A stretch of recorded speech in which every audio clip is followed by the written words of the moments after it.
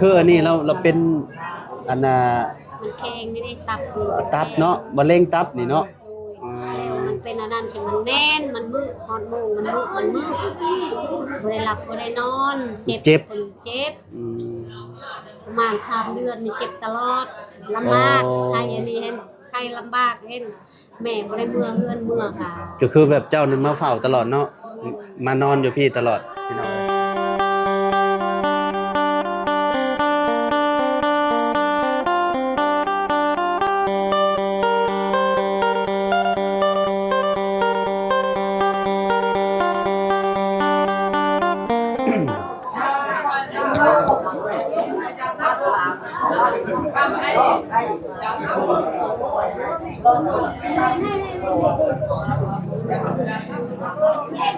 เอากราบสบายดีเด้อพ่อแม่พี่น้อง FC บัสสุขุสุคนเนาะมื้อนี้พี่น้องเอ้ยเนาะกลับมาส่งสการเนาะทางน้าสาวน้องหลานน้อยเพิ่นเนาะนี่แหละพี่น้องเอ้ยเนาะ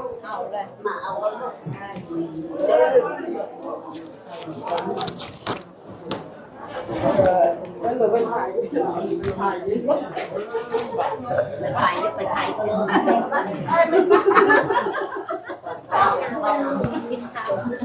เอามาซื้อไม่ใช่เหรอต้นไปไม่เลยทำเลยนะไป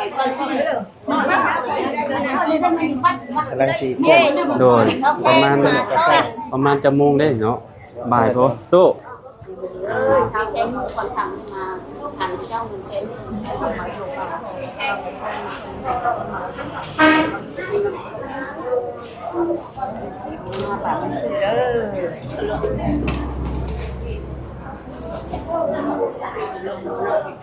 เจ้าเนี่ยว่าผู้เป็นครัวตู้มานี่จะตู้เด้อมาเอามาฮื้อก็คือหมายเป็นหน้าเป็นมือบ่าวหรือบ่าวบ่าวลาวสตูดิโอบ่าวหลัง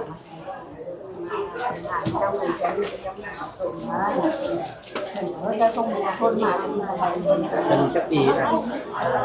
เมียเจ้าจักปีเด้อเด้อเด้อนี่เพื่อนนี่ไว้ก็ยัง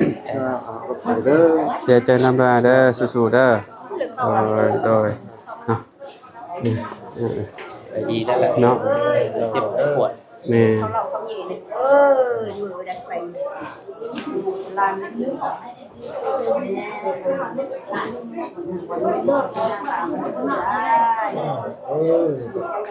ใหญ่ดูเจ้าโพเจ้ามันคนเป็นย่าเบิ่งแง่เอาเบิ่งโพเบิ่งแล้วเดี๋ยวเขาเป็นนั่งอยู่นอกแล้ว นอกเนาะเนาะเยอะนะ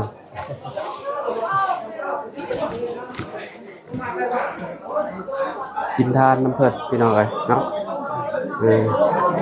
บ่บุญสารวัตรเป็นมือกล้องให้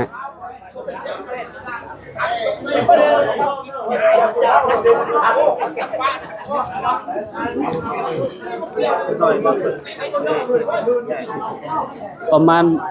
บ้านเฮาบ่ายบ่เนาะประมาณเดียวกันเนาะเพราะว่าเขาคือใครตามนี้เนาะ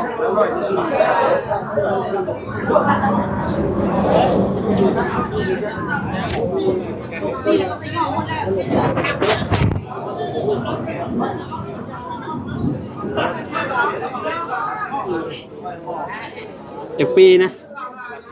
30ห่วยแม่นบ่ล่าสุดแน่นี่เราก็ยังอายุยังบ่หลายปานใดซะเนาะ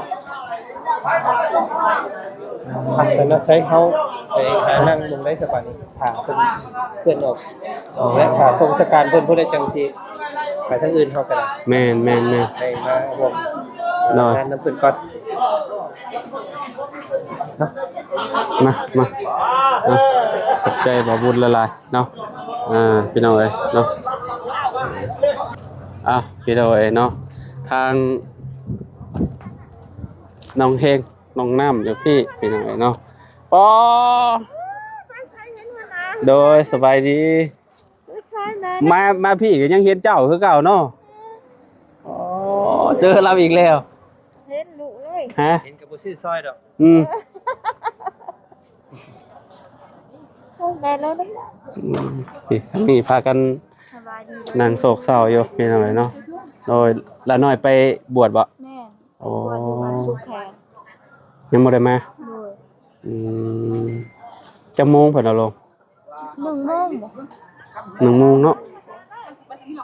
ใกล้แล้วพี่น้อยเนาะประมาณ12โมงกว่าๆแล้วเนาะแม่ใหญ่นี่ก็เห็นเราไปขายตลอดแหละพี่น้อยเนาะเจ้ามาแต่โดนแหละ ด้วย อืมคือบ่พากันไปนั่งอยู่พุ่น ถ้าเขาออกแล้วพุ่นเดี๋ยวมานั่งนี่ อ๋อออกแต่พูดแล้วก็มาพี่เนาะอ่ะ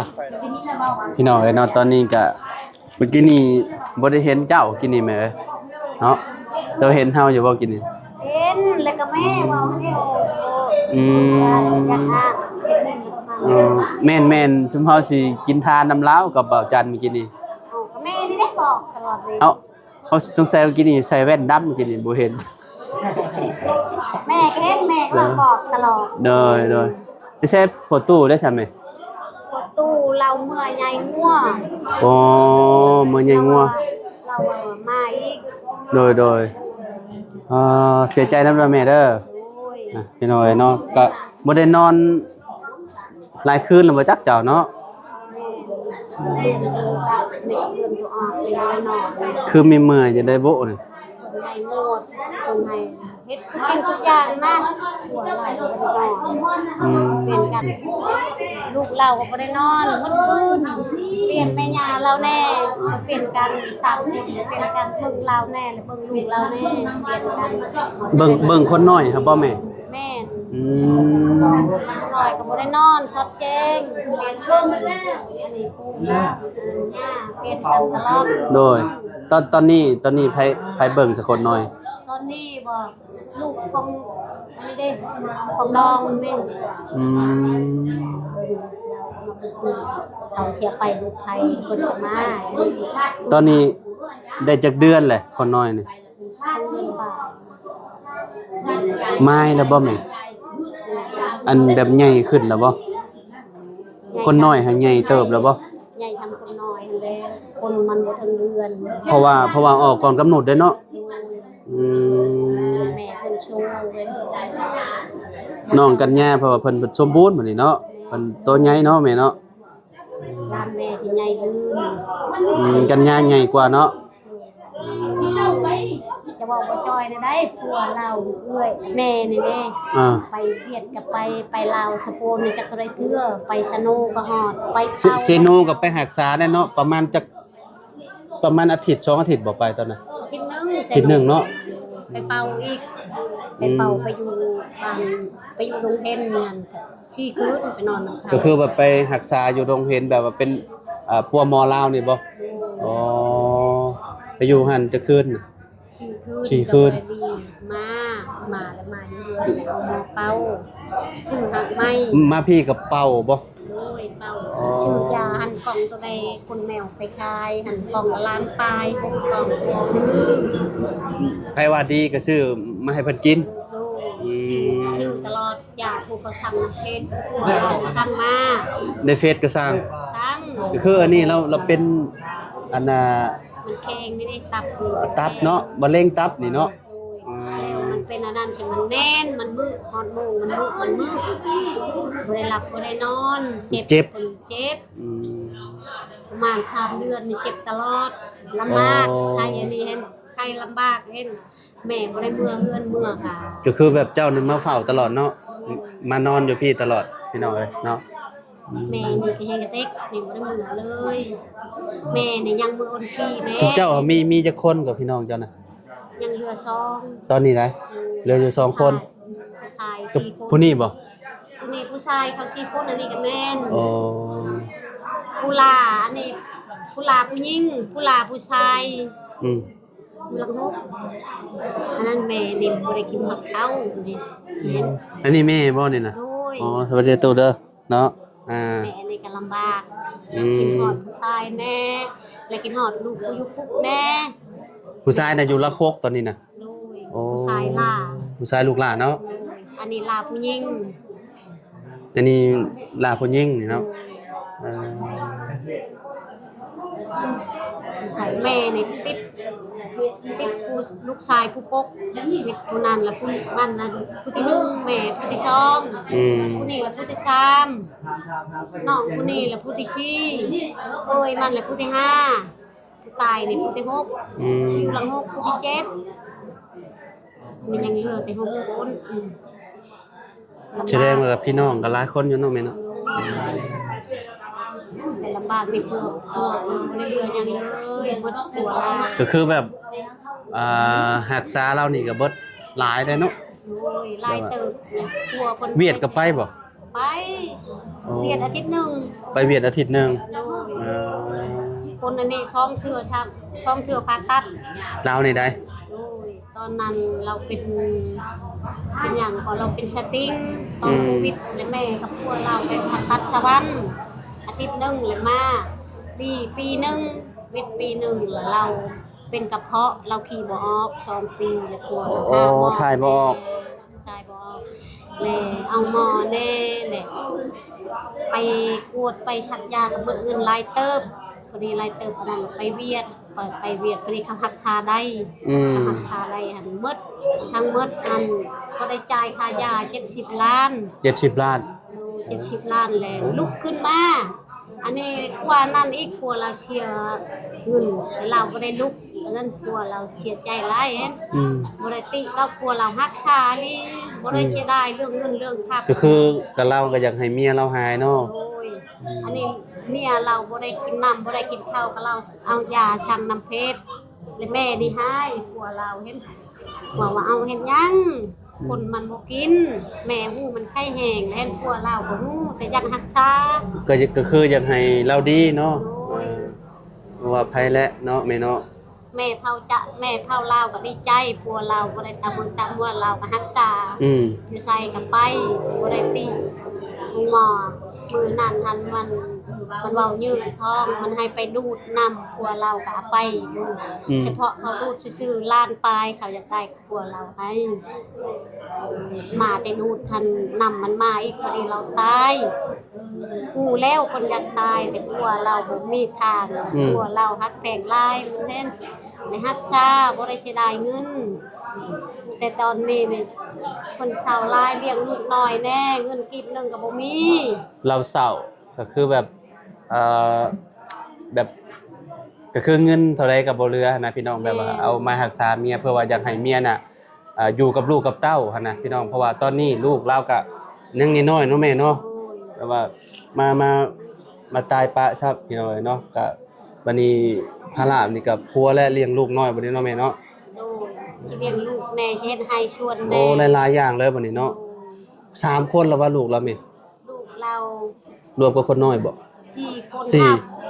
ห้าคนรวมทั้งหมด 5คนเลย โดยผู้หญิงหันเป็นสาวและลื่นอนุหัน อืม อายุประมาณ15 ปี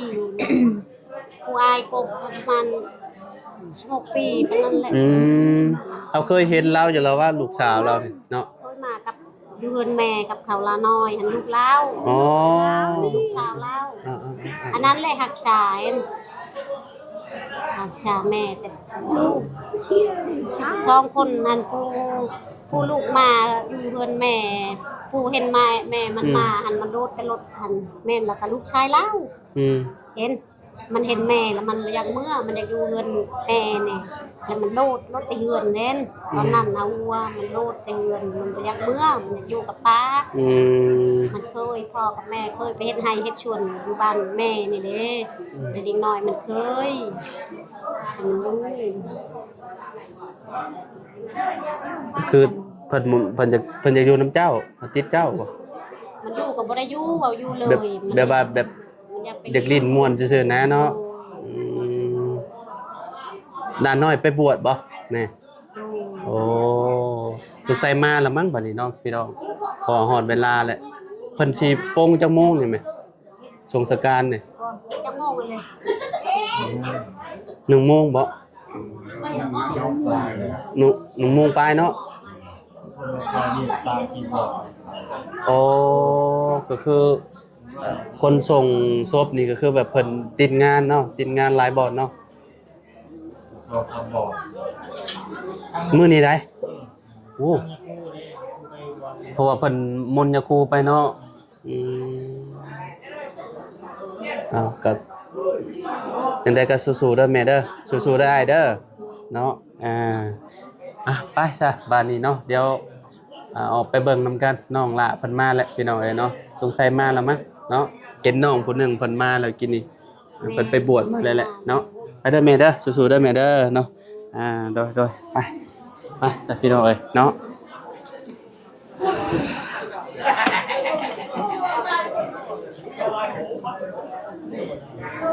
ใส่มาแล้วบ่บ่บุญแซมออกมาแล้วเนาะไปโดยขอบใจละลายเนาะพี่น้องเอ๋ยเนาะพี่นางขาวลายเลยพี่น้องเอ๋ยเนาะแม่ขาวเนาะโบโดยสบายดีเด้อเนาะโอ้พี่น้องเอ๋ยเนาะหลายคนอยู่สันเนาะโดยสบายดีเนาะพี่น้องเอ๋ยเนาะไก่อะไรแม่ขาวแม่นอยู่ห่างๆคนได้ อยู่ห่างๆแม่ขาวได้แต่ว่าก็ได้เนาะเป็นครั้งแรกของน้องละน้อยครั้งแรกได้นี่เนาะนู่กันน่ะสิครั้งแรกแม่นบ่น้องลาก็ครั้งแรกคือกันเนาะน้องเอ้ยเนาะไปไหมครับข้างหน้าพอดีญาเพิ่นมาแล้วเนาะก็คือแบบมีแต่ไปบวชอีกเท่านึงพี่น้องเอ้ยเนาะก็คือก็จบบัดนี้เนาะ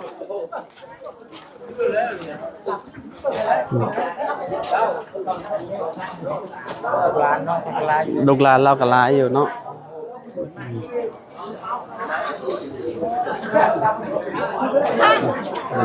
บวชอยู่ในพี่เนาะบวช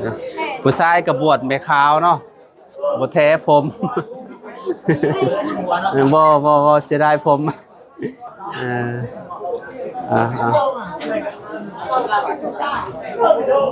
หลายอยู่แม่ขาวก็ได้พี่น้องเลยเนาะ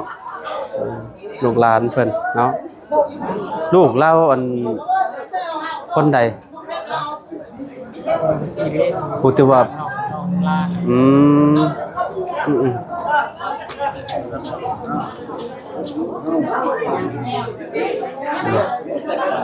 ทางงาเพิ่นก็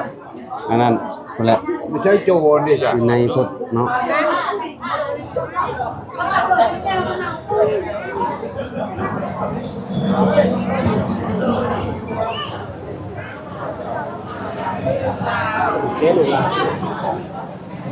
น้องเคยไปเคยเห็นอยู่ฮัลโหลฮัลโหล1 2 3 4 5 6 7 8 9 10ฮัลโหลเป็นคนเล่ากับปริญญาเนาะเพราะว่าก็เขาลายก็แคบเนาะ